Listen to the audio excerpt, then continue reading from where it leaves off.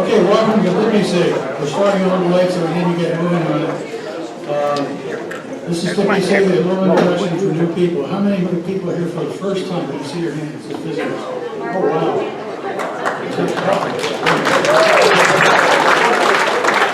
And for your benefit, just a real quick synopsis. DPI-SIG is part of the Naples Freenet, which is a 501(c) nonprofit corporation providing free and low-cost internet services and education to the county residents here. We are a part of that. It's a volunteer organization, and so are we.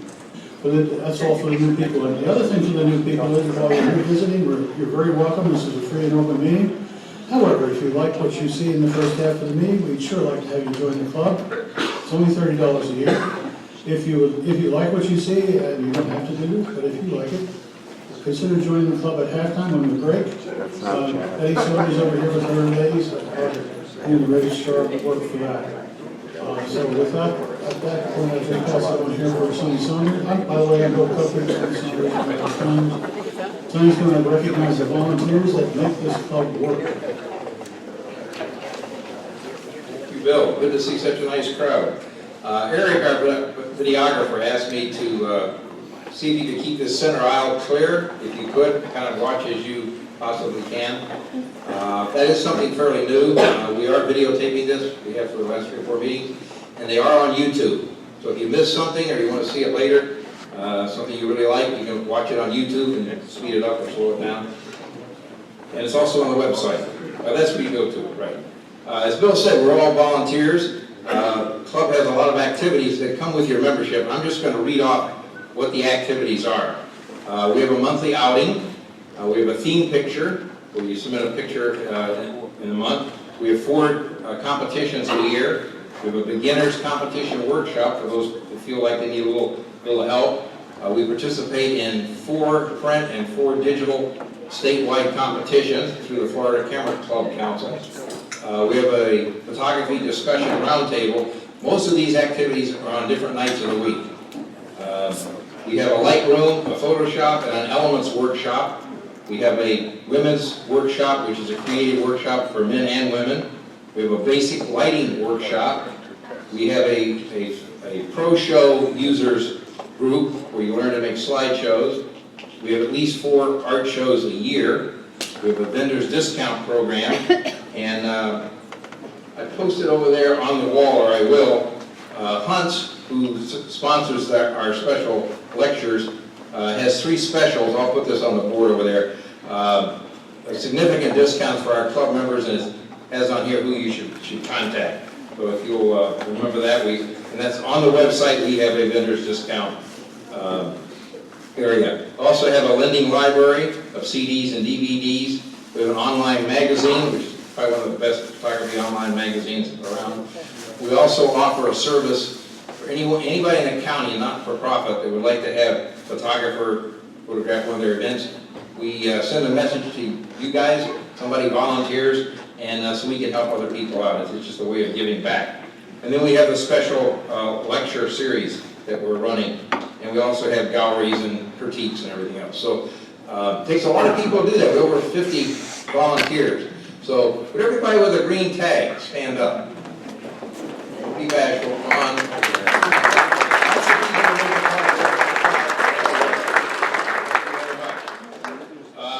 We'll start off with an announcement on our outings. Mary. Excuse me.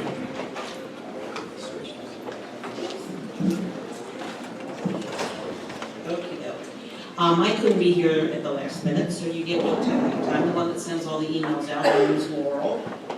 You probably got the last one that said that the Shy Wolf was canceled for this coming Saturday, although we will be getting together to go there at a later date, and we'll be doing a special something for them that's not been announced yet instead of the calendar. And this Saturday we have the lecture by Adam Jones, which is here at the lecture hall at the other side of the campus. February 13th, we have Venice Rookery and the Mayaca State Park. March 12th is the Arcadia Rodeo, which is, I think starts at 11 a.m. in the morning. You have to purchase a ticket for that, and I think that is online. More information will be sent out.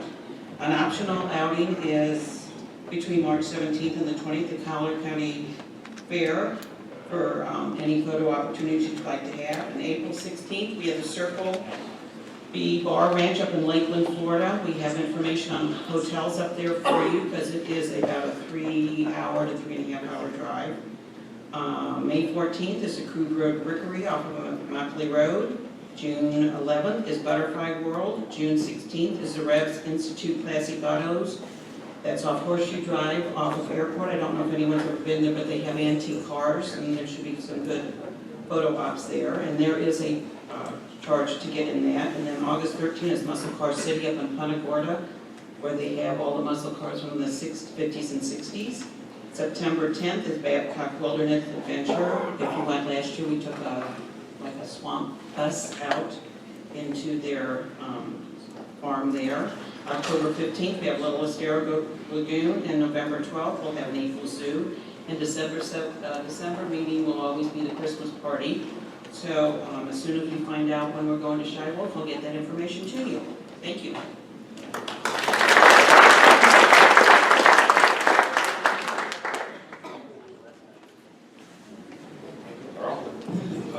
Nick Provenzo will give us a report on art shows. He's always sitting way in the back. February 15th will be the intake at the Broadway Palm for the art show that will be running there until March. It's 10 to 1. I would recommend that you meet with me at the break, and we will discuss those who are interested in actually showing. And because of the distance, I would recommend that you pool your work with various artists, and that way you have one group going up, another group picking them up the other way. Otherwise it gets a bit chaotic, and it is a very good show. We sell well there when we've shown before, and I think that it's a tremendous opportunity. We're being recognized in the area for the outstanding work that this club is producing.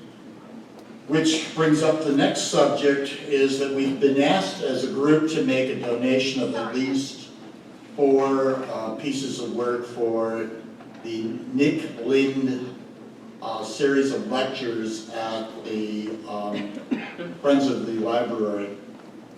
And they will give a lot of publicity to the work. It doesn't have to be anything big. I brought an example of what I'll be donating, and small pieces. Something that you have kicking around your closet, and you say, well, here's an opportunity. They will write it up, though, and according to John Zoller, who is the president of the association, they're getting anywhere from $800 to $1,200 for a piece of work, and I don't think too many of us have done that on our own. So this is a tremendous opportunity to have some bragging about what your work is. Another thing which will be coming up in probably April at the Unitarian Universalist Church, those members of the club who are actually also involved at the Unitarian congregation will be doing a show of DPI-SIG Unitarians, such a thing. And the qualification is you have to be a member of DPI-SIG and you have to be a Unitarian. And that's another opportunity. Approximately 40 pieces of work will be going in that exhibition. We've already been accepted for next September at Markle Island again. They're very enthusiastic. January, again, for the Central Library. It's beginning to become a quarterly event for you to show and sell your works, and we're doing well. I mean, Jennifer Sermo had a one-woman show at the Unitarian congregation again this last weekend, the opening. She sold a number of her pieces. The Women's Workshop back in December had their show. They sold a number of pieces. We're beginning to sell pieces, and people are beginning to recognize our work, and I think we should all congratulate each other for it. Thank you.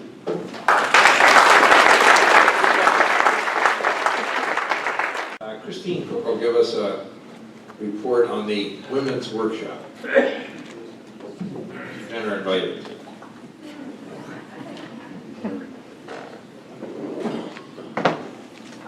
Okay, yes, Nick mentioned the Women's Workshop show at the Unitarian Church. We had 40 images from 15 artists, and the gallery looked fantastic. We hung them this year. Last year we put them on a ledge. This year they allowed us to hang them. And even though we had a reduced population at the church for the reception, because they split services. They had half the service on Saturday night and then half on Sunday, and then we had a reception right after that. And nevertheless, we still sold 6 pieces. The people who sold were Sandy Harridan, Christine Cook, Bob Kennedy, Gloria Stewart. I think that was Gloria's first. Nick Provenzo and Anne Marie Salvaggio, and I think that was Anne Marie's first too. It's always great to see somebody really excited about their first piece that they sold, because it means that somebody likes it enough that they would take it and put it on their wall, and that's just so cool. So they're not asking for a percentage any longer, so that's another nice thing, is that they want to support the artists in the community. Next year, we're going to be able to go for 6 weeks rather than a month before Christmas, which is nice. So around Thanksgiving we'll set up. And we'll probably have 2 receptions so we can catch that Saturday night crowd. Thank you to all who participated. It's a wonderful feeling to do this. It's a wonderful camaraderie with the people who participate. And don't forget to go up to see Jennifer's solo show if you haven't seen it. Every day from 9 to 2, Monday through Friday, that is. It's still open for you to see. She sold 4 or 5 pieces already, and it's a fantastic show too. It just looks so beautiful. And she does it with all kinds of different frames and mats, and it's very artistically done.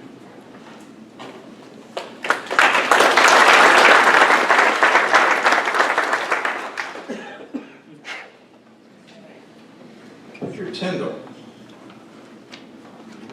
I didn't see him. He's supposed to be here. If he comes in later, we'll let him make a report. Art David will give us a report on the Camera USA.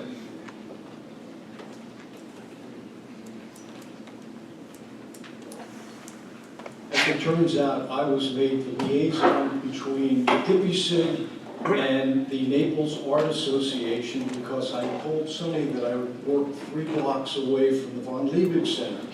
That's it. Don't tell Sonny anything. I'm chairman of the committee. Anyway, Camera USA is a yearly event. I think this is its 6th year. It's sponsored by the Naples Art Association, which is housed at the Von Liebig Center, which is just south of 5th Avenue South, downtown Naples. If you don't know where it is, it's right next to the park. You can find it on the northwest corner. In any case, Camera USA is a yearly exhibit and competition. 50 artists, photographers, who have taken photos within the last year can submit their photos, and if they're selected, they will be exhibited at Camera USA at the Von Liebig Center. I have some dates here. You don't need to write them down. I'm sure Betty will have the information in the notes of the meeting. The deadline is March 16th, so you've got approximately 2 months to get your work in. It's done by registering with juriederts.com. That information will also be given to you. You register, and the fee is $35 for a non-member and $27 for a member of the Naples Art Association. It's $75 for an individual, and family is approximately double that. So, yes, sir. I read that you can only submit 1 picture. That's correct. Right. All of these, Pictures you like. the information about the exhibit and the prospectus and so forth will be available as a link in the minutes of the meeting. But it's quite a prestigious exhibit, and we've had a number of people in the club who have exhibited over the number of years. Did you mention they have to be taken in the United States? The rules are going to be presented, but that's correct. It's called Camera USA. I'll give you this information. All photographers residing in the United States are invited to submit 1 photograph taken in the United States after January 1st, 2012 for USA, Camera USA 2016. I stand corrected, the last 4 years. The only thing you've taken the last 4 years. And I would recommend that if you're at all interested, go online at the notes of the meeting and you can click on the links and it will give you all the information. I don't want to bore you with it now, but if you think you'd like to do it, please. It's inexpensive and well worth it.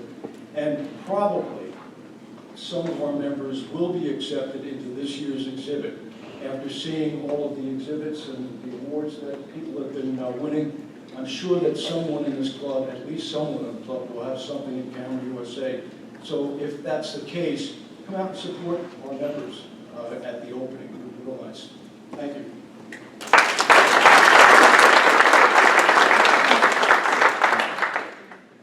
We had 3 or 4 in last year, did we? At least maybe 6? Raise your hands. Wow, that was people that were accepted in it. So it's quite prestigious, that's for sure. Mary Short will give us a presentation on the Florida Camera Club Council competition at DPI-SIG members.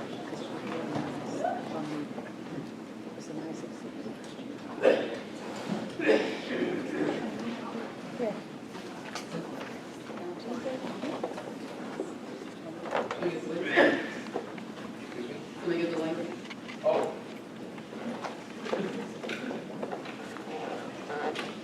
In an effort to expedite things today, because there are so many ribbons, I'm going to hold the ribbons, and if you want a ribbon, please come get it at break. I'm in the middle in the back. I'm me. Okay, this is the advanced category. And Jennifer Brinkman had the highest scoring print in our club. It's called After the Rain, blue ribbon. These are also blue ribbons. John Mancuso, Swamp Buggy. Sandy Harridan, Bubble Up. Jim Robillard, Lesson from Mom. And Ed Cohen, Blues Courtship. Those are all blue ribbons. We have more blue ribbons. Christine Cook, Brothers. Jim Robillard, Twins. Christine Cook, African Sunset. And Ed Cohen, I See You.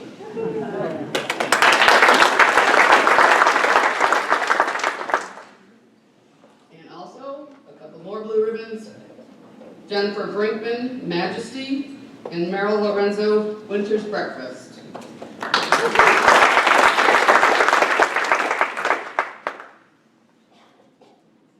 Okay, next ones are the yellow ribbons from the advanced color category.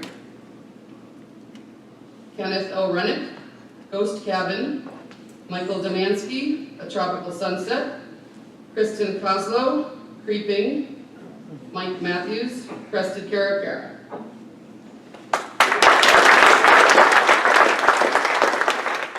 Also yellow ribbons in the advanced class, Jim Roulard, Early Morning Preening. Meryl Lorenzo, Floating Feather. Sonny Saunders, Sunrise Over Domes. And Robert Kennedy, Boat at Sunset.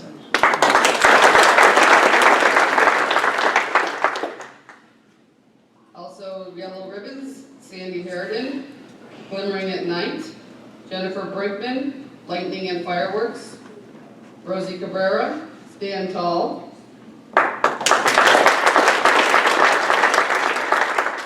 Also yellow ribbons in the advanced color class.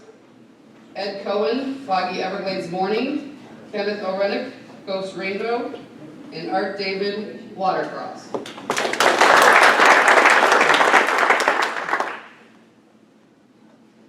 This is the mono category.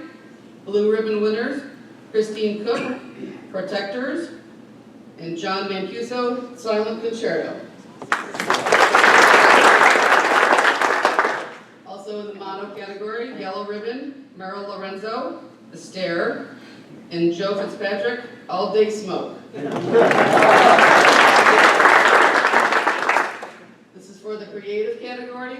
Blue ribbon winners, both of these are Christina Skivicki's, The Solution of Time and Eating Words.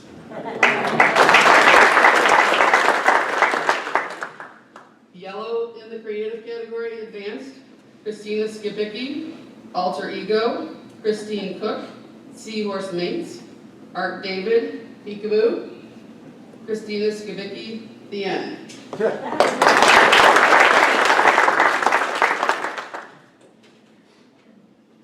In the beginner category, we had a few, some yellow ribbon winners. Priscilla McGuire, I Can Swim, Michelle Matthews, Karini Limkin, and Start to Finish. And Edward Rice, R-I-E-S, I'm sorry if I mispronounced your name, Weeping Rocks. And also you'll find out about this next one next, but we had a big winner in our club.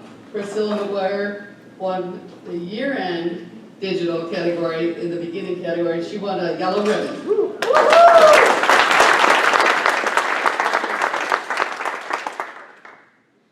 Great year of images. Congratulations, everyone.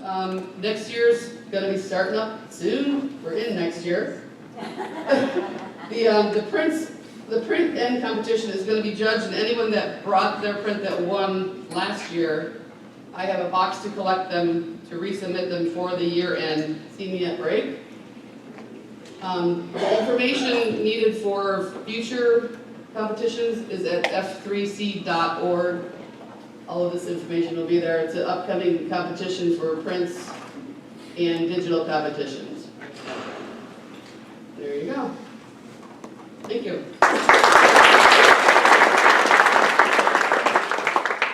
In the newsletter. On the table, we have the Adam Jones flyer. That's a lecture series. That's this Saturday. It's at the auditorium at this facility. The auditorium is at the front parking lot. You come in the front, there's a whole parking lot there. The auditorium's right in front of the parking lot. And that's this Saturday at 9 a.m., 9 to noon. All DPI-SIG members, it's free, as are the other 5 or 6 or 7 major lectures that we're going to have this year. It's one of the benefits of membership. Richard Tyndall just came in. You want to come up and talk to us about the competition, Richard? We didn't give him a chance to take his coat off. By the way, see, that's 60 camera clubs throughout Florida, and to win second best in the state, that's out of about a dozen ribbons, out of hundreds and hundreds of entries. So that is quite an award. Richard, what do you like? I'm cool. I'm thinking seriously about moving south. If you haven't figured it out, we are in the midst of our first competition. And you have till the end of the month to make your submissions.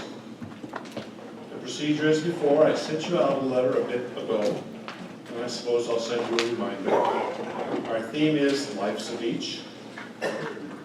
And hey, except when it's this cold, and then I don't think that works for everybody. The only major change this year that you need to know about is that we've limited it down to 3 entries rather than 4. So your 3 entries in any and or all categories.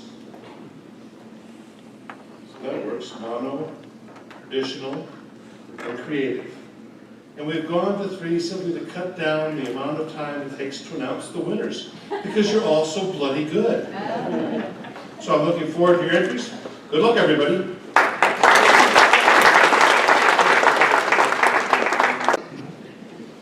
Now time to recognize some of the members who have been in the news. I'll read out these and give them a round of applause at the end, if you will. Paul Osborne's picture of a silver trumpet tree was used in the cover of the Naples Botanical Garden winter catalog.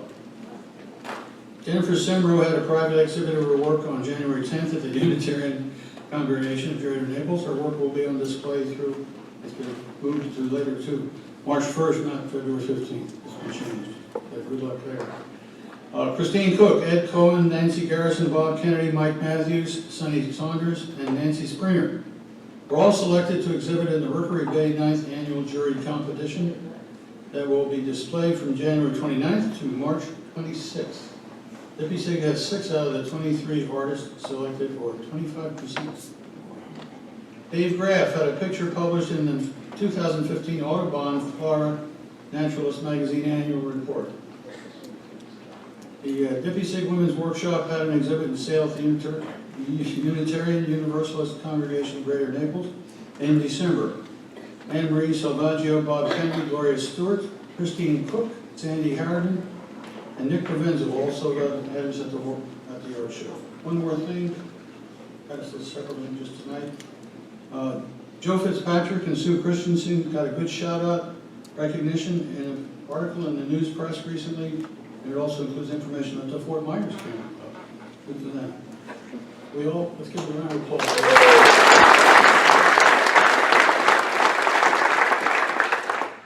By the way, while Sonny's coming up here, I'd like to say a special thank you to Joe Fitzpatrick for the picture that he took at the last meeting, which is now the top picture on our website, if you see it on the pages of the website. Thanks, Joe.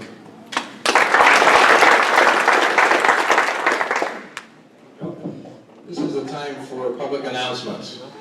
So raise your hand if you have some public announcements, something to do with photography. All the way in the back. Peggy, what did you choose? You and Joe always sit way back here. Hi, I'm Peggy Fairman with Understand Photography, and since I'm speaking today, we're going to have a door prize of our own, because DPI-SIG has very nice door prizes, but Joe Fitzpatrick, my partner, and I put together a class. It's an online class called A Comprehensive Guide to Photography Lenses, because we've never seen a class like that. So it's all about how to buy lenses, how to use lenses, all kinds of stuff, filters and everything like that. So we're going to give one class away if you sign up for our mailing list over here. I'm speaking after the break, and I'm going to do the drawing right after I speak. So sign up during the break. Don't get up now, because Sonny will kill me if you do. Sure, just go. Hi, I'm Joe Fitzpatrick. I'm the other half of the tag team match tonight. I just wanted to talk about a few things we have going on at Understand Photography. I usually get a lot of requests. Joe, when are you going to do your Lightroom class again? I'm happy to say it's on the schedule now. The first of the 3 in the series will take place on Saturday, February 6th. The information is on our meetup site, and there's information here on that as well. If you need to learn Lightroom and you want to learn it right from the start, clearly and simply, this is the course for you. We also have our series of workshops going on. I lead 4-day workshops into the Everglades. I'm licensed to do that. We have 1 spot left on our Everglades workshop. The Everglades workshop starts January 28th. It's a 4-day trip. You can see the information on that here as well. In addition, we're now taking applications for our St. Augustine 4-day trip. That'll take place on May the 4th. It's a Wednesday to Saturday trip because that Sunday is Mother's Day. So I'll have you back here from St. Augustine in time for that.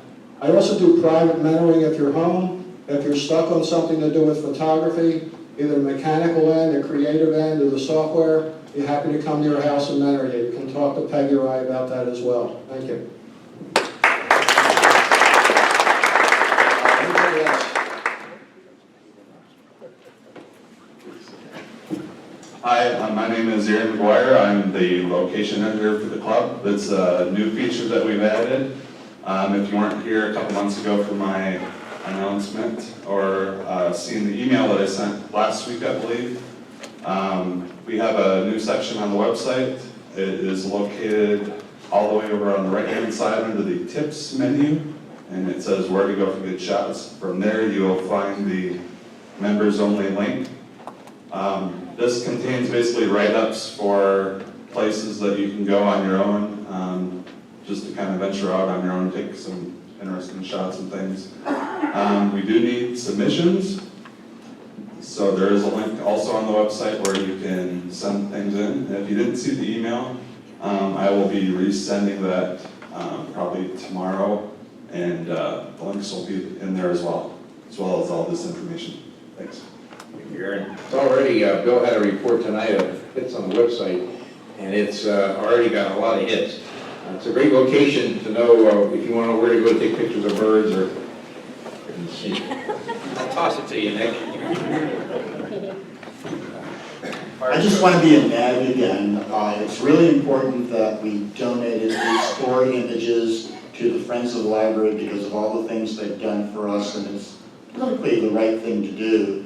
So if you're going to donate a piece, let Sonny or myself know that you'll be donating so that we both don't have to donate all of them. How long do we have to do that? We only got a couple of weeks, unfortunately. Yeah. Where are they gonna go?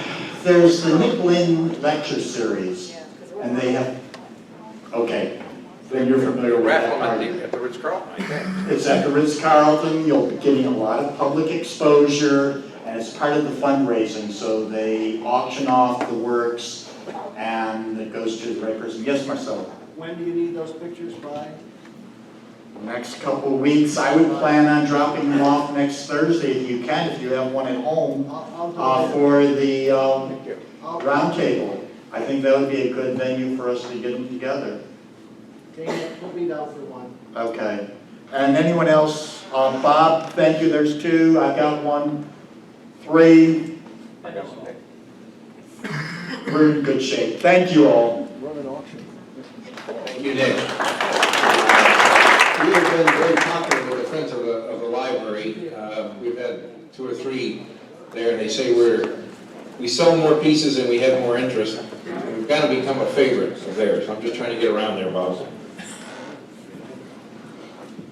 There seem to be a fairly large number of Mac users now in the club, and I just want you to be aware that there is an excellent Mac support group in the city, meets every Wednesday of the week, every week on Wednesday, and I'll give it, I won't take time, I'll give all the detail to Betty, and it will be in the minutes. Mac, what's that? Yes, as far as the F3C competition, the print competition is coming up quicker than we anticipate. The prints have to be into the club in Whitecliff by February 15th, 16th. So if you're going to enter, please make a point of bringing your prints and getting to Mary. Okay. This Sunday, I'm running a seminar with Jane Zeiser. She teaches Photoshop around the world. And she's here in Sarasota for a few hours. She's doing a program for the professional group during the week, so she's going to stay over, and we'll do a 2-hour for her and 2 hours for me. I'm doing writing, and she'll pick up some of the information and retouch the images, and then get into Photoshop or anything else that's a problem. So if you're interested, I have some flyers here. You're lost, Carmen. You're in Naples. Is this Naples? This is Naples. The highway goes both ways. It goes both ways. Okay, classes are beginning at the Botanical Garden, Naples Botanical Garden, and I'll be teaching composition in February, seeing light on flowers in March, and macro and close-ups in March. Also, cards are on the table where you could look up the information on the Naples Botanical Garden website, which is naplesgarden.org, right? And the classes are really very, very reasonably priced, and we go out in the garden and take pictures with my guidance, and then we come in and we have a lesson and critique, and it's always a lot of fun. By the way, Carmen is the print competition director for the Florida Camera Club Council, and Christine Cook is the digital director for the Florida Camera Club Council. So if you're entering the competitions, these are the two that do all the work so that you can enter your pictures. Any more public announcements? One more. One more, and you know where you are now, right? Thank you. I was wondering what that sign said. Harry. Harry's got our after meeting. Okay, I have 3 things real quick. The after meeting is the social after meeting. It lasts about an hour at Chili's. You go up to 951, make a left, 3 miles north of here, there's a Chili's restaurant. Who's going tonight? See all the cool kids, except me. I'm not going because I've got house guests, unfortunately. But I do promote it, it's a lot of fun. Item 2, real quick. We have a PC club in town and have had for the last 25 years. Robin Seidenberg there is our president. And this month we are fortunate to have the guest lecturer, Peggy Farron, who's going to teach us. Is it not this month? The following month. I'm sorry, Peggy's coming up the next month. When are you coming, Peggy? You don't know, okay. But you're gonna be, you're on the hook for a lecture coming up on cell phone photography. I don't remember what the subject is this next, the 21st is our meeting. We ask the experts, and they ask you to send your questions in advance so they can be prepared. Okay, ask the experts. That's where a couple of us who know something about computers will field any kind of question you have. We give you probably correct answers for free. And then the last thing, this is a GoPro. Their stock was $90, today it's $14. I don't know why it took such a nosedive, but this could be the reason. This is a Chinese knockoff of a GoPro. The GoPro's a few $100, up $400 or $500 if you get the high-end one. This is a similar camera to the GoPro Black. I paid $149 for it on Groupon, but they're now available at B&H for anywhere from $70 or $80, depending on the accessory pack and what it does, up to about $200, depending on the features. This one will shoot 4K at 15 frames a second and 1080 up to 60 frames a second. And it's a 12 megapixel camera, it's underwater. But the cool thing is, inside the box, if you've ever bought GoPro accessories, everything, a tripod mount will cost you $8 or $10 or whatever. This thing comes with a whole hat full of accessories, and literally a hat band so you can wear it on your head, handlebar mounts, all kinds of things. So a pretty good deal, I think. I haven't used it much yet. I'll find out pretty soon. But there's also a Chinese company called Alibaba, where if you want to buy these things directly from China, the price can be stupid cheap. I'm talking about maybe 70, 80, 90 bucks for the whole kit. But you might have to buy a dozen of them. Is there any interest? If I was to buy a dozen of them, is there anybody that would want to buy these if they were under 100 bucks? It's waterproof, it does time lapse, it has a screen on the back, it does all kinds of things. Very similar to a GoPro. Not quite the quality of a GoPro Black, but if you want to know about it, I've got it here, show and tell. Come up and see me after the show and I'll fill you in on it. Okay, I think we're ready for the beam show. It's your turn, Jeff. I look to see a couple times a year. They're 7 and 5. They couldn't be here tonight, and I was sick the whole time we were out there in California visiting them over the holidays, so we didn't take a lot of pictures. At the end of the show tonight, as I am prone to do, I have put in a short video for your entertainment. Nobody from the club is going to do anything silly. It's a young kid named Robbie, I'll tell you that much, and for me, he represented truly a little bit of heaven. I hope you enjoy it.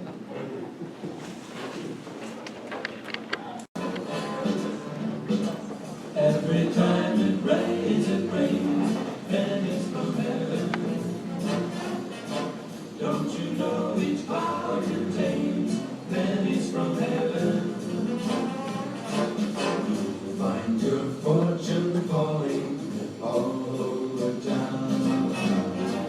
Be sure that your umbrella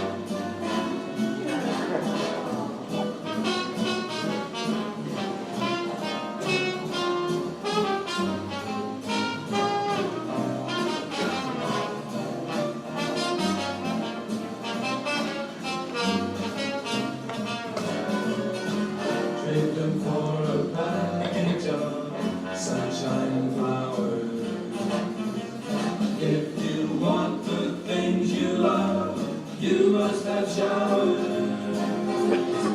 So when you hear it thunder, don't run under a tree. There'll be pennies from heaven for you and me.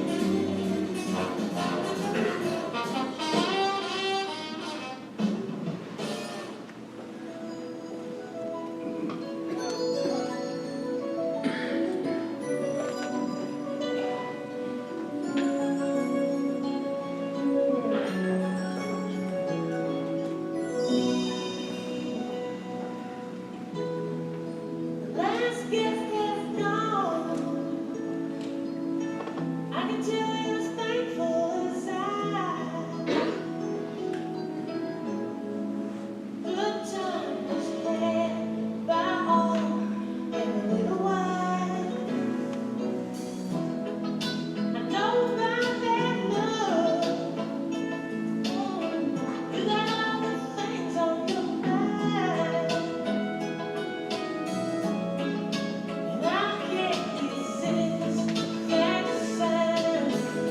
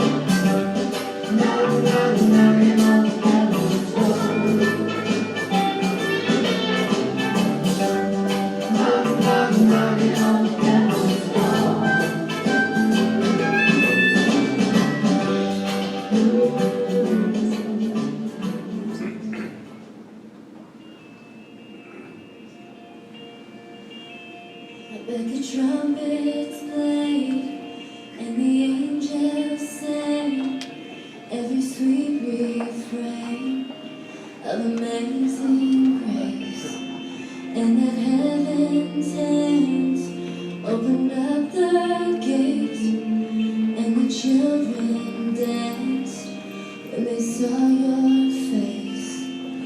As happy as they were to see you coming, I was just as sad to have to watch you go.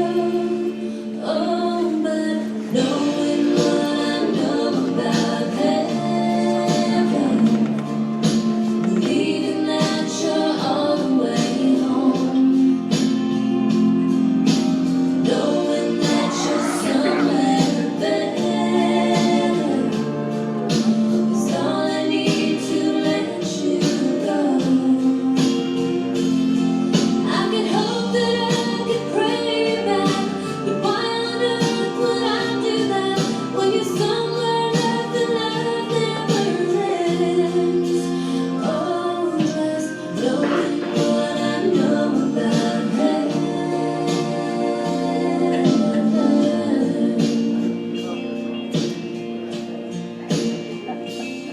Where every single voice makes a joyful noise. How sweet the sound as the saints rejoice. To every broken heart and every wounded soul, new life begins on the streets of gold. With every tear that's raining here from my eyes, I know the sun is shining where you are. Oh, knowing what I know about heaven, believing that you're all the way home, knowing that you're somewhere better, is all I need to let you go. I could hope that I could pray you back, but why on earth would I do that when you're somewhere left and love never ends? Oh, just knowing what I know about heaven.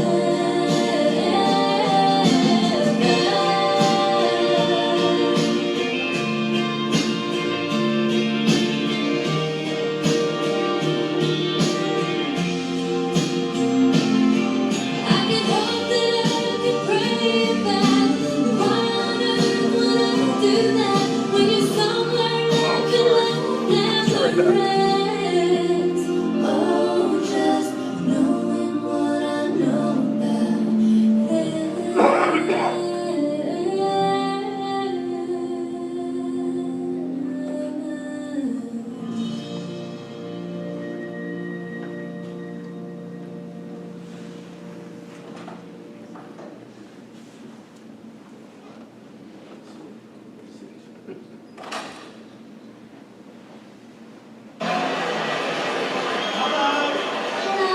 Welcome to Britain's Got Talent. What's your name? Whoopee, And Robbie, how old are you? 7. And do you think you're good enough to win the competition? Yes. Good. Come on, sir, Robbie. Mommy, Yeah? and my auntie is looking for a boyfriend. It's your right.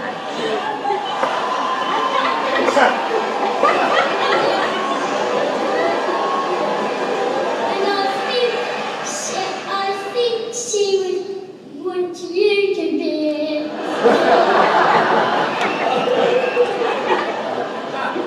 Okay, thank you very much. So, Robbie, what are you going to do for us today? Singing. Okay, when you're ready, you start. Good luck.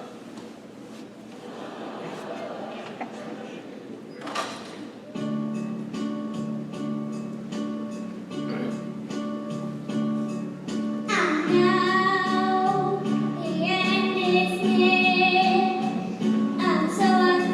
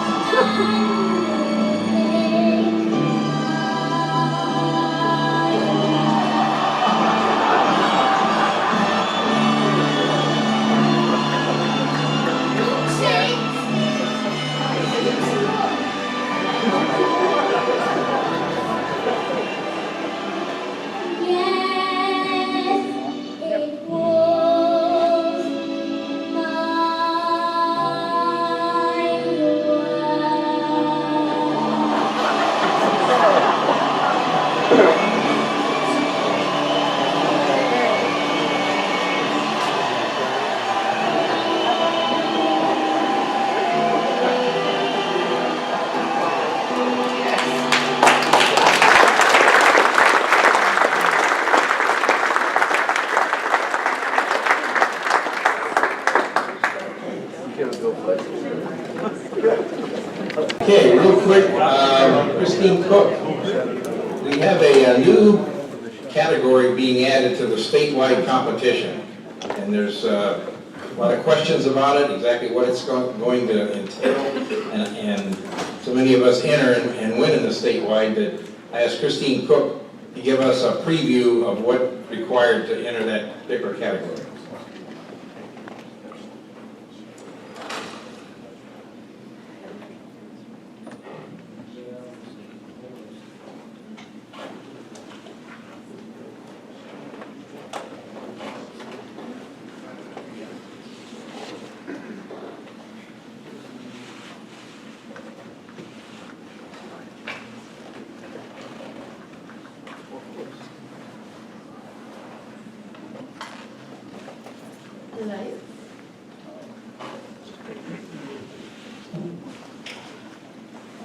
Okay, I am starting with our true heroine here. Please stand up, Priscilla McGuire. I know we've mentioned this before, but this is an amazing feat. There are thousands of entries into this contest, and in the beginners category, she got second place. I can't overemphasize what an honor this is, and we're all very proud of Priscilla.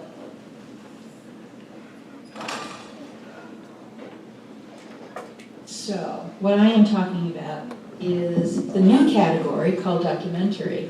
And this is in the state only, it is not in the local competition. It is in the state. Since we're beginning with print competition right off the bat in February, and then in March we'll have digital competition, we wanted to make sure that DPI-SIG at least understood what the documentary category is. So, I wanted to introduce it by just saying that it is an opportunity to further stretch your wings. Or it's an opportunity to produce wonderful images without using Photoshop. And a lot of people are still not proficient or don't want to use Photoshop or other post-processing programs. This is an opportunity for you to take great pictures and still enter them into a valid category. There are images too that we take that we know won't do well in color because people really enhance photos that are in the color category, but their pictures still have great stories to tell. So this is going to be a category for that. It's going to be different than color and different than monochrome and different than creative. So let's look at the definition, which is a little awesome.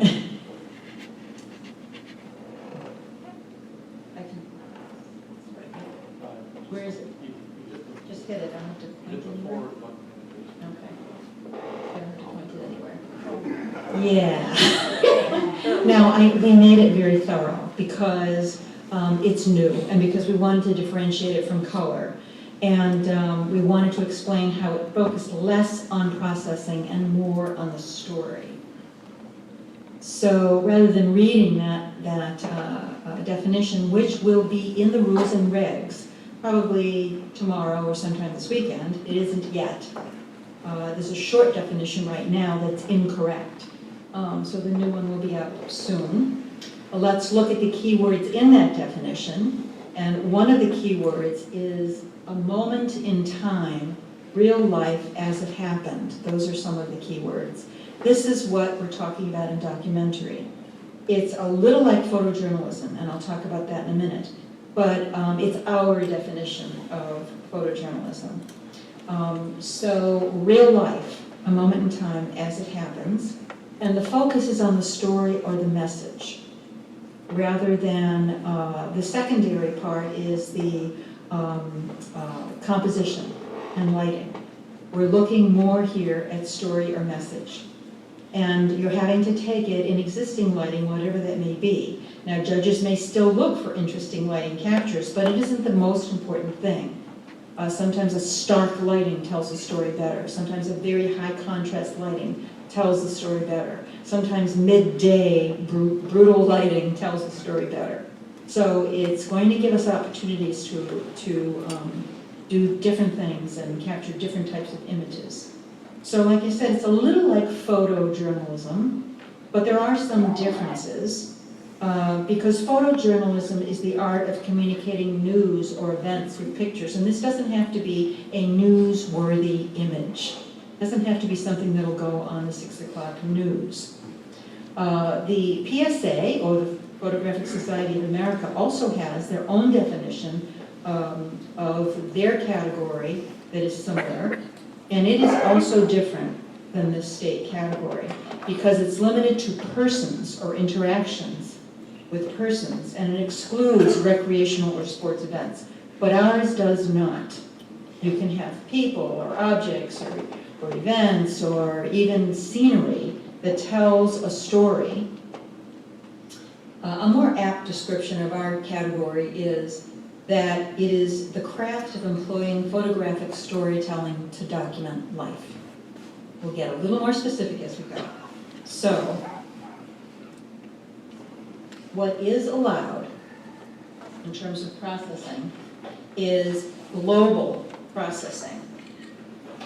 This is going to be the toughest part of this category, I think, because we're trying to tell an honest story about what really is happening.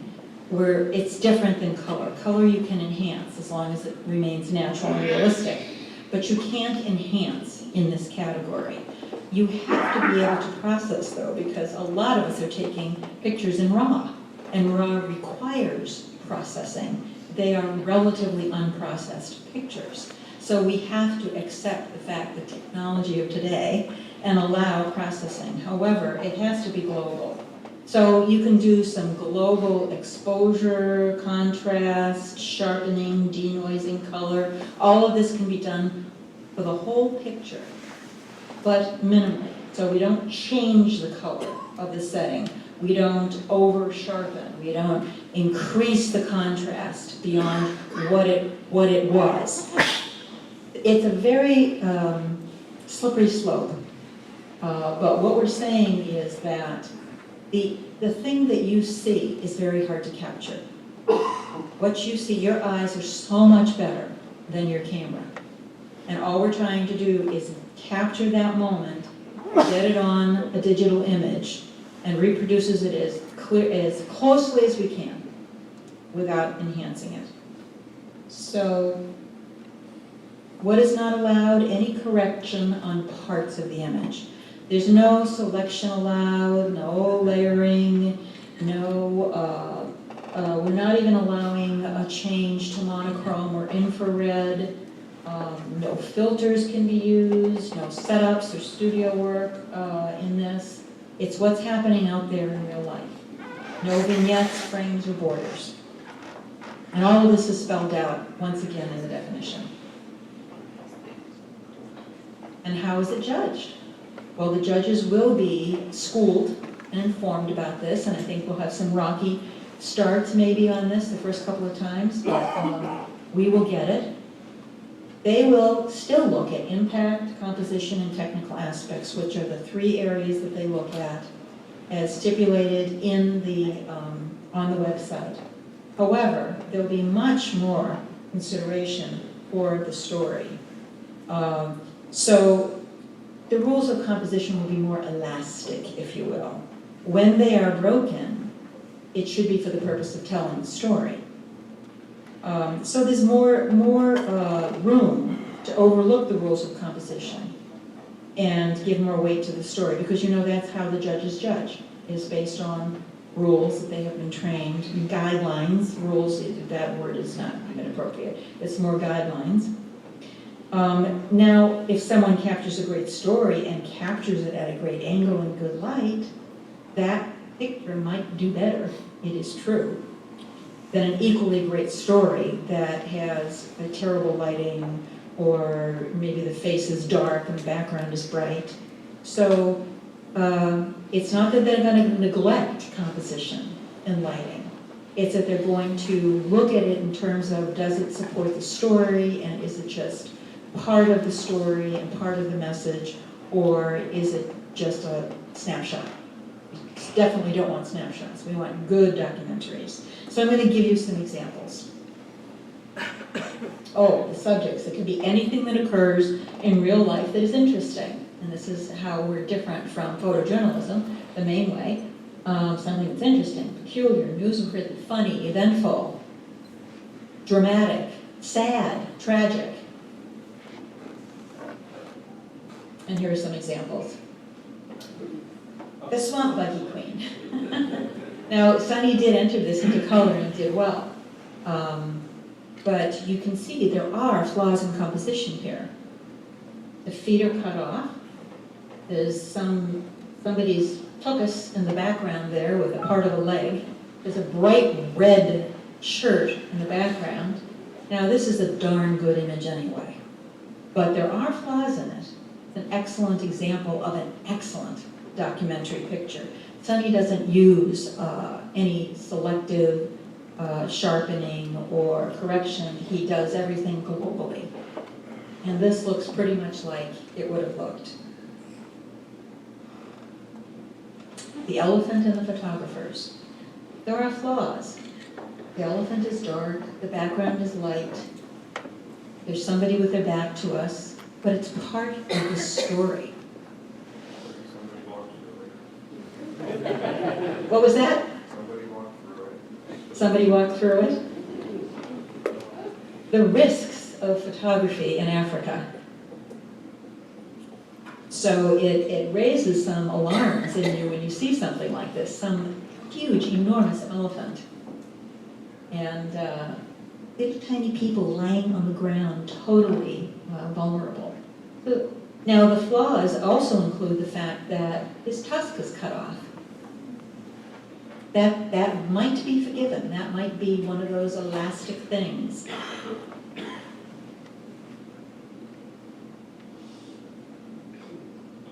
Problem here is the background is so bright. It's hard to bring the eye to the most interesting subject. But that's part of the story. This is a capture of a monkey next to a tent looking at himself in the mirror. And there's even streaks of monkey poop on the mirror when you look at it a little bit more, and the angle that was caught catches the monkey's face in the mirror. It's pretty remarkable, really. That would be a good documentary image. And Eric's offering here a huge wardrobe on this little man. Now you can't see the man's eyes, and that's always something that's desirable in an image. And you can see parts of a person in the background.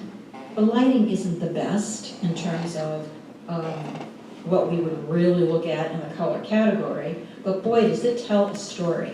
And really, that man in the background provides a good contrast in size to the man carrying the wardrobe. This is a great capture. Priceless. Yes, exactly. What if the rope slipped? It does cause some emotion in you, and definitely documentary really prizes emotion.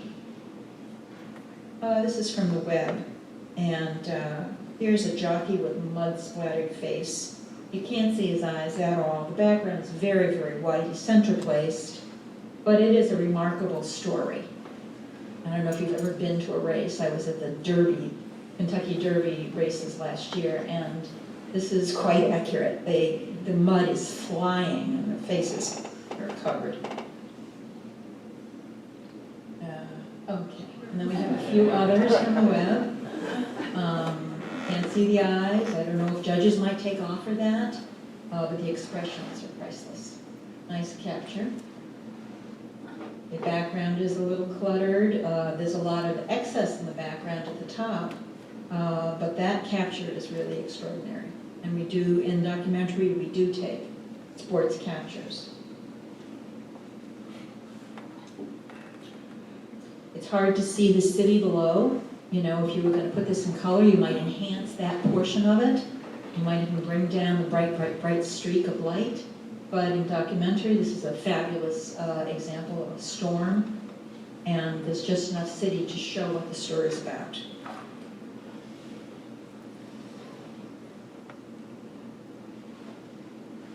Flood. You know, any kind of weather incident is fascinating and would be wonderful to introduce into this category. fire. This particular fire is not really well done. You can't see detail in the fire. It's probably shot too slow. Some of that might be considered forgiven. On the other hand, those criteria that apply to the other categories, the judges will also apply to this. So this may not do so well. Whereas this might do better. The fire, you can really see the fire beautifully. A lot of activity here. It might have been cropped a little bit more, but it certainly tells an incredible story. The fact that you're not seeing somebody's face or the front of somebody's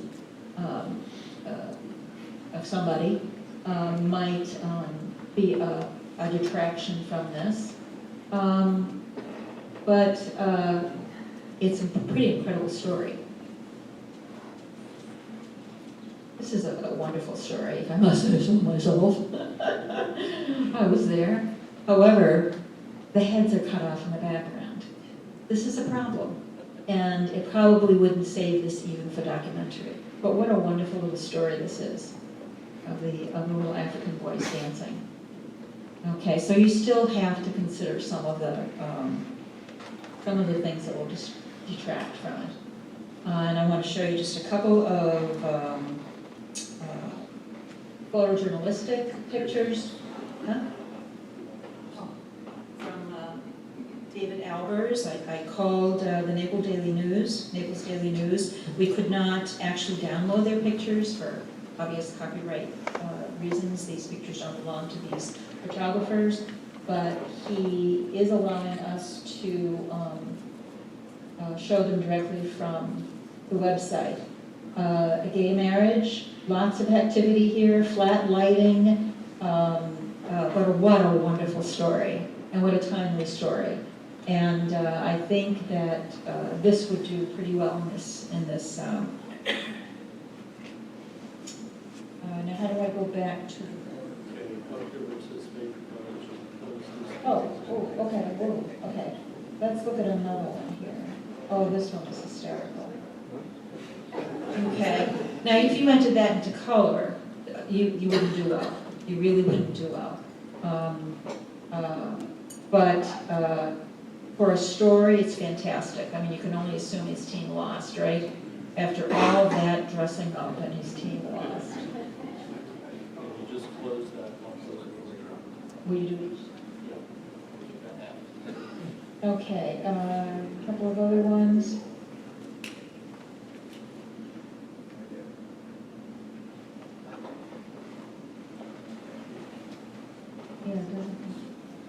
Just a kiss on the street.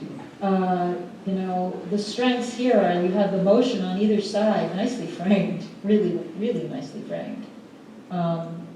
It's a story.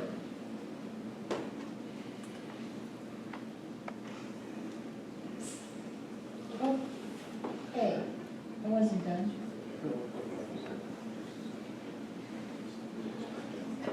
Okay, see if we can pick a couple of others here. Oh, you go the opposite way. Okay, let's see. I think we can get a sense just from people. There are portraits in here. There, as you can see, there's a portrait here of a woman, although this one might do well in color. It might do better in color, actually. I'm supposed to put this in. The X. Oh, I can't see the X. I'm going to break my head here. Let's see, and then there's a portrait here. You can see this fellow with a cigarette. It's half burned. Okay, next. For some reason, that didn't, All right. I just thought it was important to show you there is some photojournalism that would fit right into our category. But you can see it's all people. And then maybe one more. Oh, this one up here is that at first glance, find it, is nothing special, but then you realize what it is, and here it is.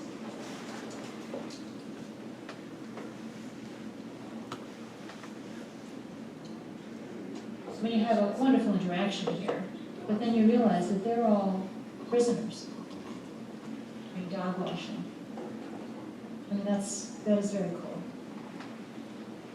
So, and a nice thing here though is that he also captured a leading line. I mean, journalists, try to follow the guidelines of composition too, because these guidelines aren't arbitrary. They make the image more appealing to our human brains. It's gonna follow me. Okay. And then I've done that one. Let's see if there's just one more maybe if I try. I think you guys need a break. What are you laughing at? Huh? Okay, I don't know if there's anything else in here, but anyway, I think you get the idea. Do you have any absolutely important questions? You can also ask me questions at break. But do you have any critical questions now? Can you crop? Yes. Submission to the F3C, you go to f3c.org. f3c.org, and you have to register as a new member.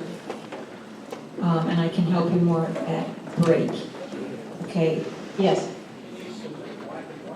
Not in this category. We decided not to go with black and white. Black and white is a traditional photojournalistic style because they didn't have color, and they didn't have color in newspapers. But we don't need that crutch anymore, and we have a great category called monochrome.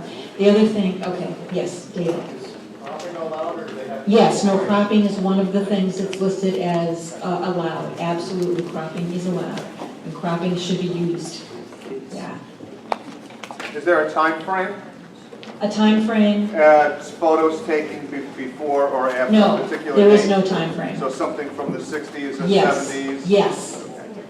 Yes, something from the 60s or 70s.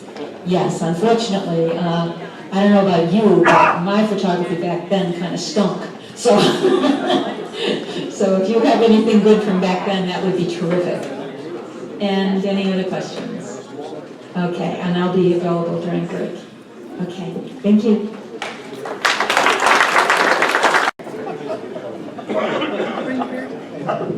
We're about ready for break, hang on just a second. Those people that are visiting for the first time, this is your chance to join the club if you like. Furthermore, you will not only be able to go for the door prize drawing tonight, you will be able to go to the speaker on Saturday night and free. So, think about joining. During the break, Rosie Cabrera will be taking photographs for the headshots on the website. That's it. Okay, let's take a break. On using your smartphone to take pictures with it. So, Vicki Farron.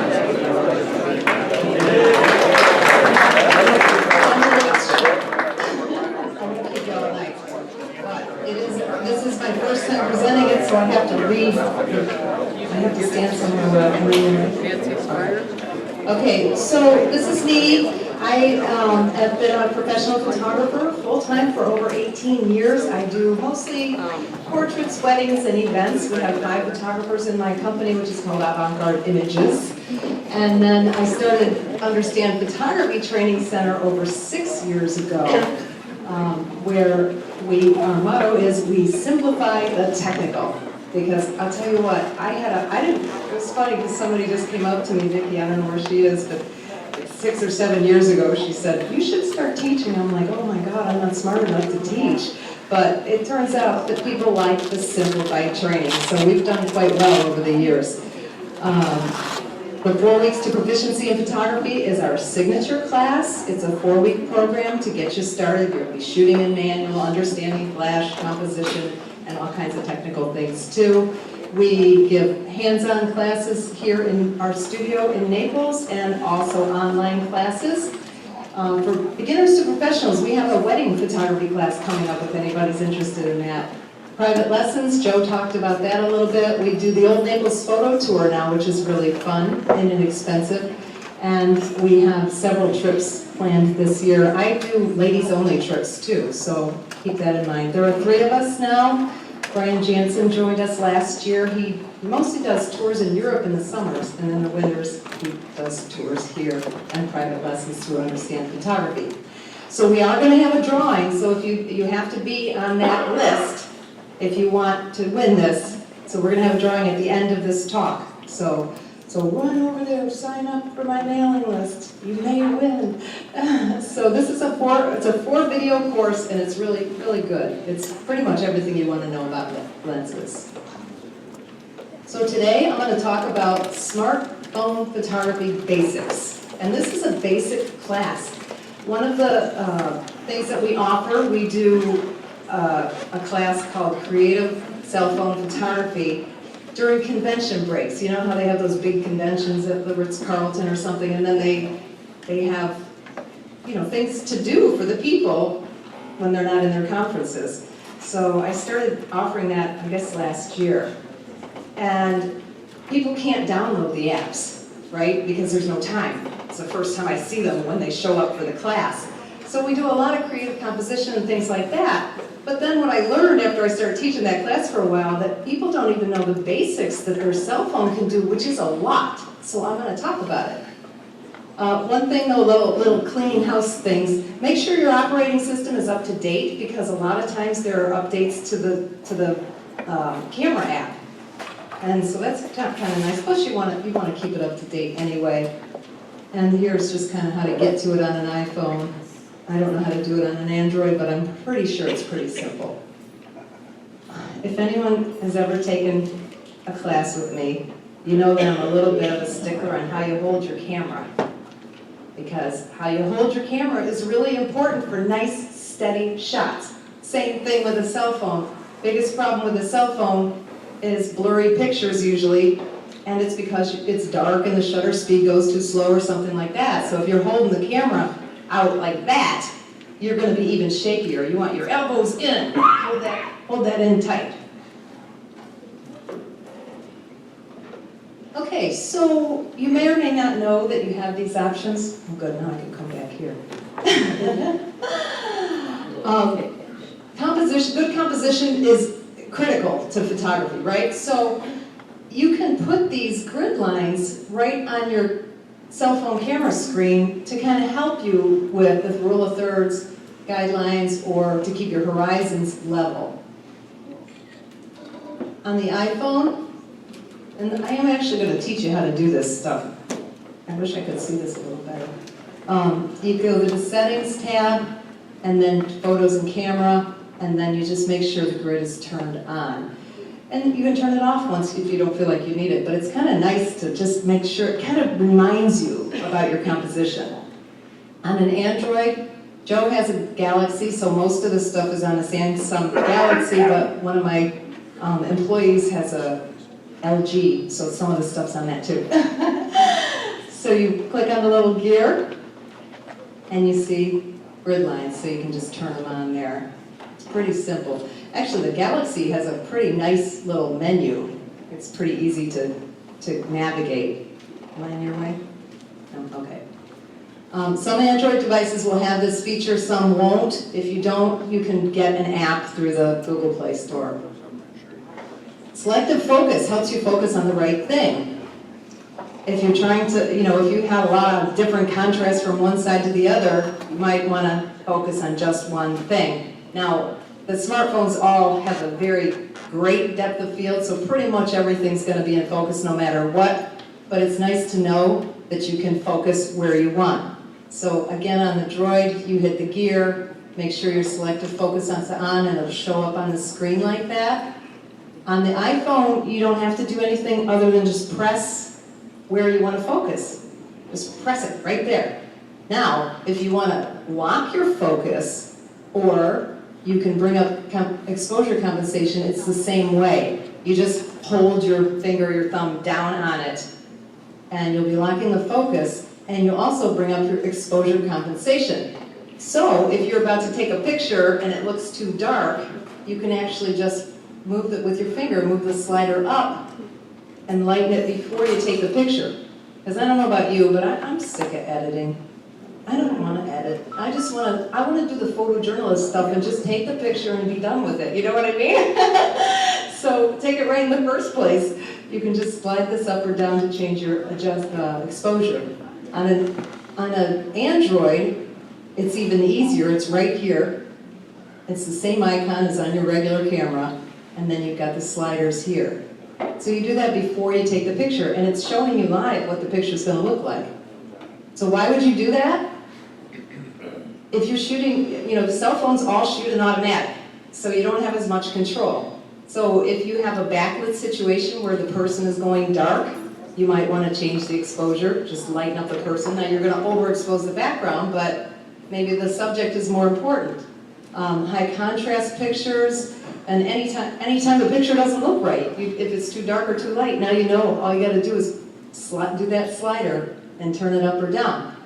And speaking of high contrast scenes, an easier thing to do would be to make sure HDR is turned on. And it's right on the camera app, on both the Droid and the iPhone. And HDR, it stands for high dynamic range. So when there's a lot of brights and a lot of darks in the same picture, usually you don't get a good picture. But what the HDR setting does is it brings out the shadows so that you can see my whole dining room. Yeah. One thing you didn't mention, we go back to there's another trick you can do with that, with the one that's just like the HDR. If you're in the HDR mode and you want to have more of that, let's say that thing on the wall, display, if you just touch it once, it will automatically go and change the lighting to make that brighter and wash out the window. Okay, so what Michael said was if you're in the HDR setting and it's still not brightening up, you can touch it over here and it'll automatically lighten up a little bit more. See, I didn't even know that. Force the flash. For backlit situations on the people, if there's overhead or bad lighting and sunset portraits. This is part of our class that we do at the Ritz. And this is just, I mean, it's really bright outside, so if your flash is on automatic, it's not going to turn on. So you have to force the flash on for any time you're backlit. And it almost always, the flash is so small that you're not going to get super flashy pictures usually, so it almost always makes people look better. It gets rid of the harsh shadows, it kind of smooths out their skin. Force the flash on, and of course, a sunset portrait is a backlit portrait, so you need flash. And it's really easy again, you've got a little lightning bolt, your choices are auto, on, and off. I usually leave mine on auto unless I need to force it on, I'll put it on. Same thing with the Droid, you got the little lightning bolt, you can force it on. Panoramas, I think they're on every single smartphone, and they're so much fun. This is Joe's picture of Havana, I guess.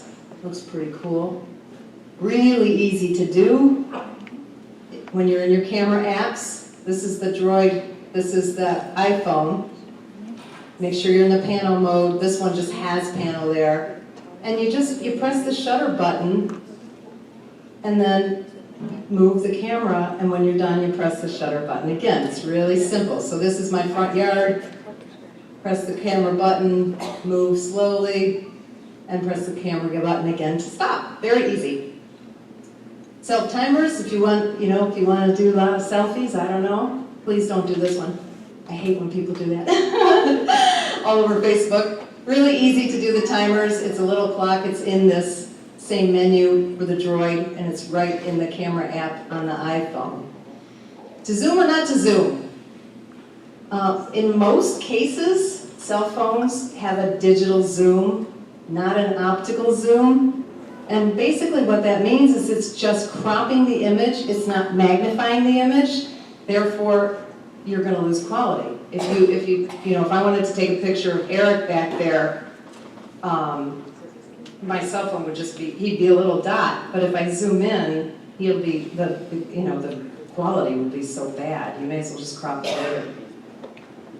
By the way, I forgot to say, Matt taught me how to do this a long time ago. Do you remember that, Matt? Wherever you are, hippie Matt. Burst mode. This is something I didn't know that the phones did, and it's so easy to do. On an iPhone, all you got to do is hold the button down, and it captures 10 frames per second. So if you're taking pictures of any kind of action, any sports, any birds, anything like that, just hold that button down. It automatically will go into burst mode. Release the shutter when you're done capturing.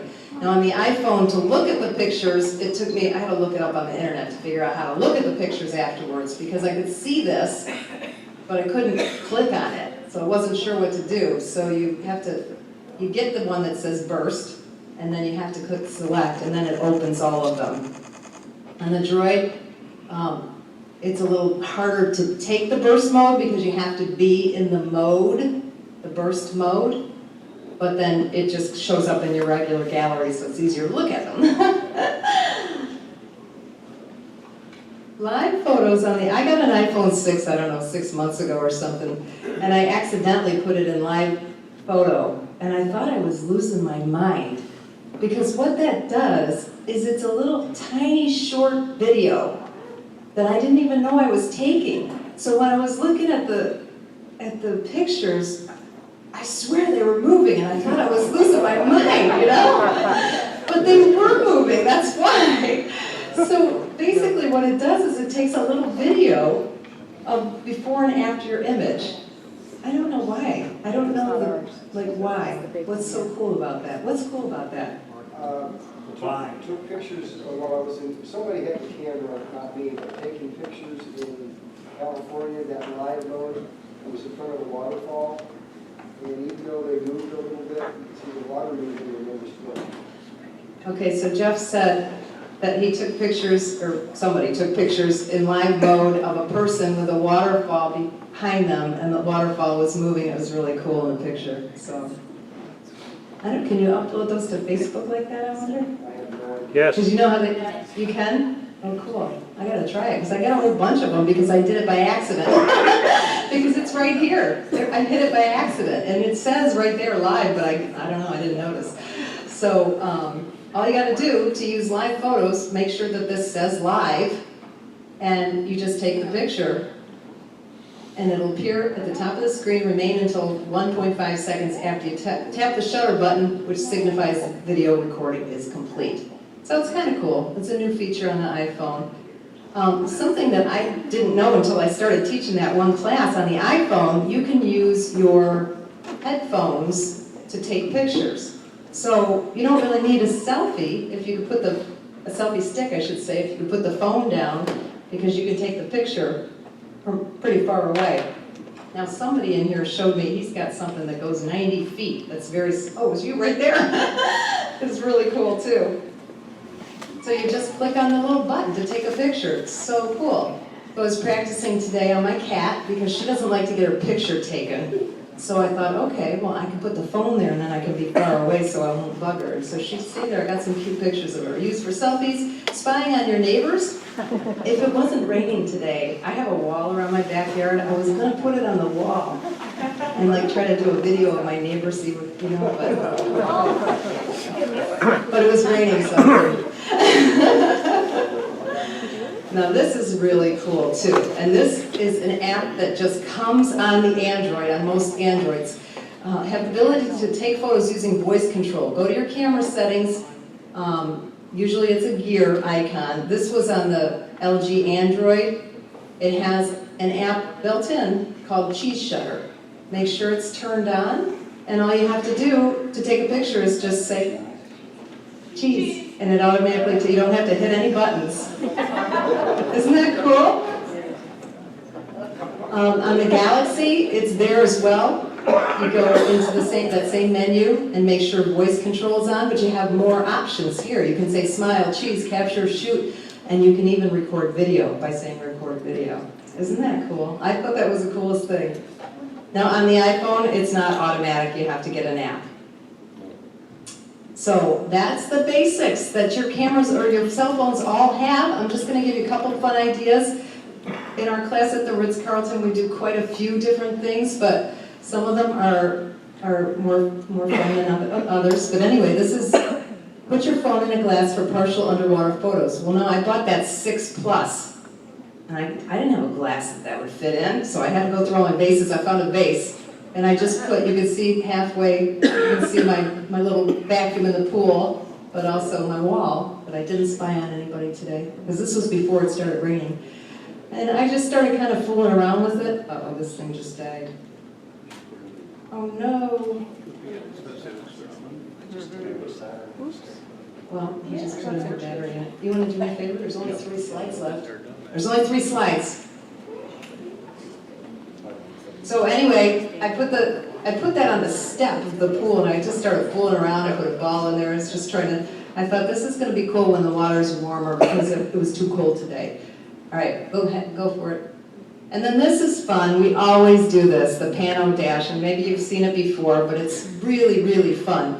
You take, you know, remember I said you just hit the button and then you slowly move for a pano. Well, I hit the button, my laser pointer's gone, and that's my beautiful son. So I had him pose there, I took the picture, and then I started moving. So I moved to here, and when he was out of frame, he ran behind me over here, and I just waited, because there's no time limit, it's not a video. I waited, and then I took the picture, and then when I got him out of frame, he ran behind me, and posed again, and then I ended the picture. So those are really fun, the Pano Dash. All right. And you wouldn't have had to run behind you. He wouldn't? You could just have him move. Wouldn't he show up? Only if, it's not going to take the next frame until you move the camera. Oh, see, I'm learning so much here. I'm going to have one behind me. Wow. All right, now I got to try that. That'd be a lot less exercise, though, you know? Anyway, Alano, again, understand photography is going to simplify the technical, and we're going to do the drawing. So did everybody sign up for drawing? No. You had 2 minutes on a break. Try it.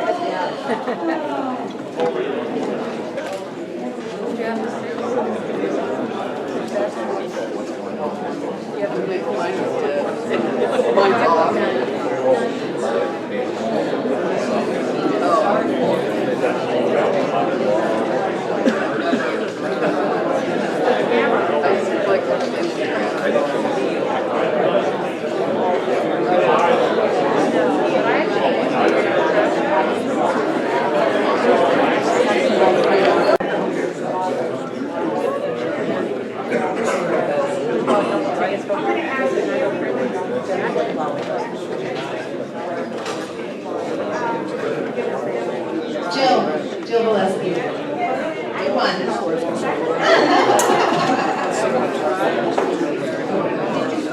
All right, Bill, you getting the tickets? Door prize drawing. Hey, Glenn, how many door prizes are there? Lynn Massinio donated a door prize. So we have more than I started with.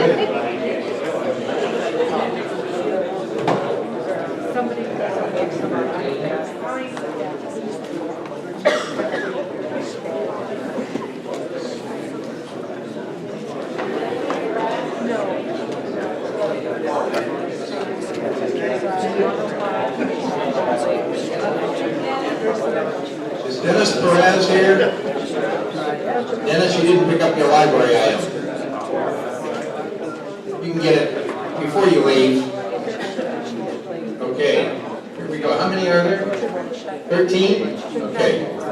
That's a lucky number.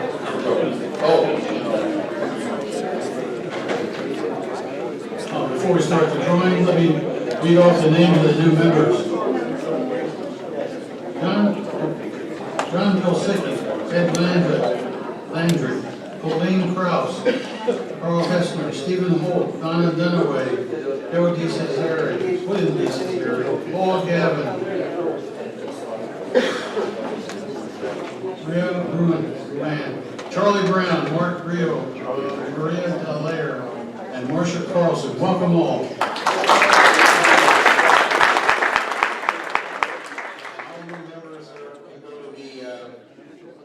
Lecture Saturday. We have your email addresses, we'll get a ticket to you. I hope every member got a ticket. They were all emailed out Wednesday, so you should have got your ticket for the event. The first number for the first prize is 9376. 9376. Fine. Go on up. Back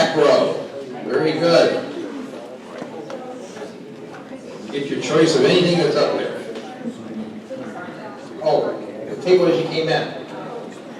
You hadn't seen our door prizes yet. Oh, jeez.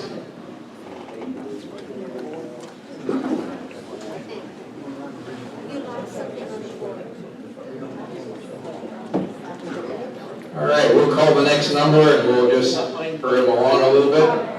9069. 9069, very good.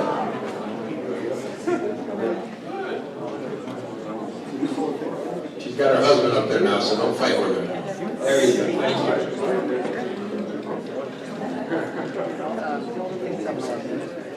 It's one of our newer members too. Very good. And the next one, we'll move right along here. 9411. 9411. Very good. More to go.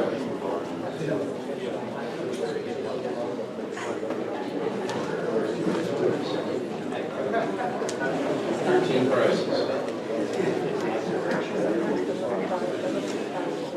All right, the next one, 9409. 9409. Nancy, very good. Next meeting is going to be on February 11th. And the next number is 9068. 68. All right. Rosie. Thank you for taking pictures tonight, Rosie. That's another one of our very popular things is members looking at pictures so you know who sat next to you. The next, Rosie won't take long. 9400. Ah, Tony, very good.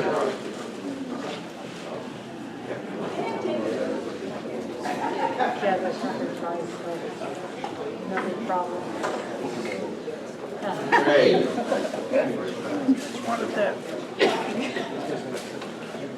The next one is 9414. 9414. Very good, all the way on the far side. Our next theme picture for Jeff to make pictures for us, movies, is Love is Here to Stay. Probably have some fun with that one. It's interesting to see what some people can make out of the theme, thinking out of the box. 9449. That close. 9449. 9449. Going once. Oh, you left? Should we give somebody the ticket? 9449? Or we'll just pull another ticket? Gotta be here to win. 9430. 9430. All the way in the back. Very good. Nope, they don't need it. Stuck. Going to need one more. Okay, well, we won that show. 9423. Very good. A winner in every ticket.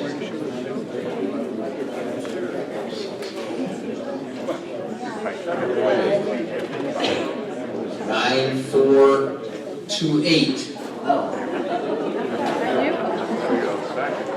9428. Wow, very good. It's good to be a winner, isn't it? And thank you all for coming. And the next one, 9385. All right. You didn't get your library item, but you're going to get a door prize. And we'll get you your library item to boot. We have over 100 titles in the library. Pretty good stuff there. For 3 members. 9436. 9436. Very good.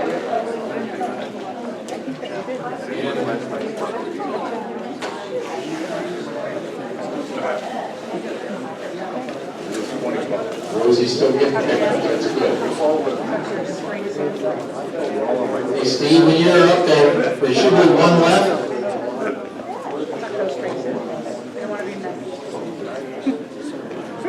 There you go. After he leaves, there'll be 1 left, right? There'll be 2 left. Thank you. Any other thing, Bill? Thank How about that one? 9066.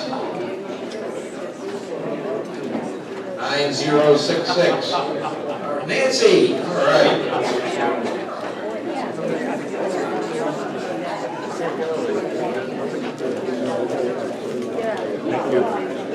And be sure and drive careful getting home. This is the last ticket. Make sure somebody is a winner before everybody gets up. 9393.